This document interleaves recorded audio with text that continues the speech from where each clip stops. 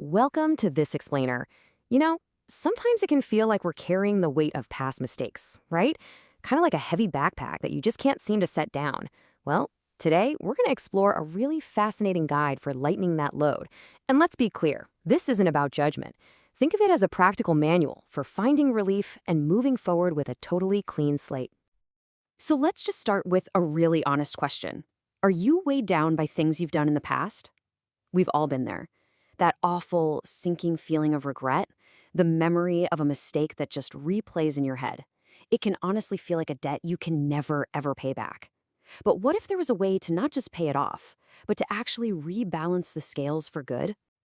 The source material we're looking at today suggests that the universe has this amazing balancing principle. It's called the law of energy offset.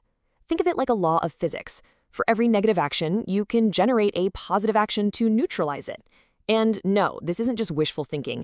It's presented as a kind of cosmic law that offers a real, tangible path to a fresh start.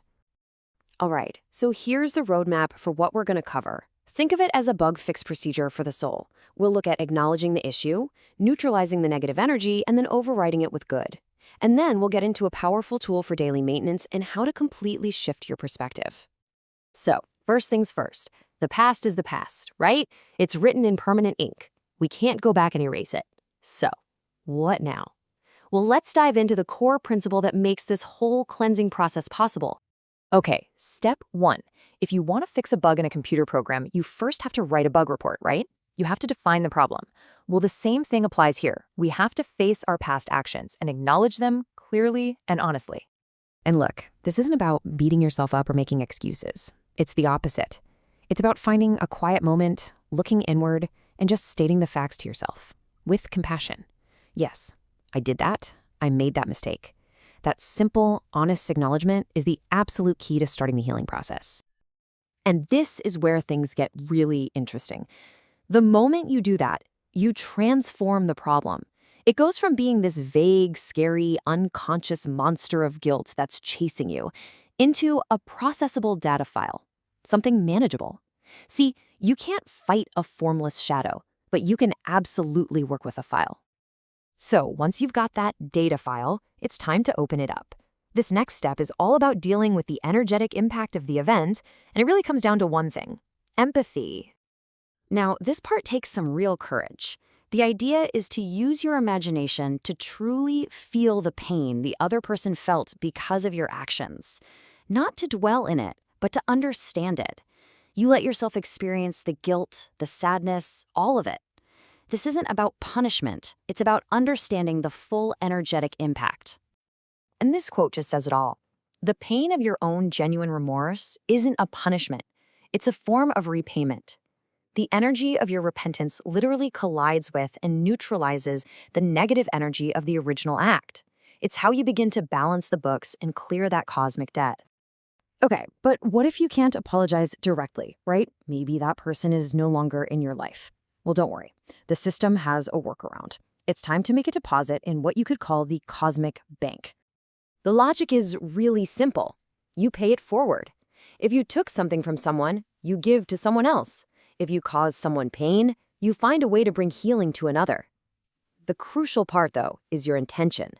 You do it with the clear thought, I am doing this to settle my past. And get this, that intention is like a superpower.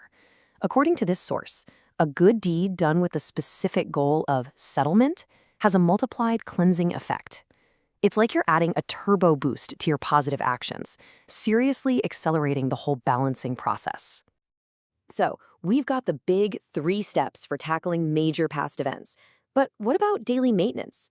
For that, the source offers a simple but incredibly profound data deletion code to keep your spiritual hard drive running clean.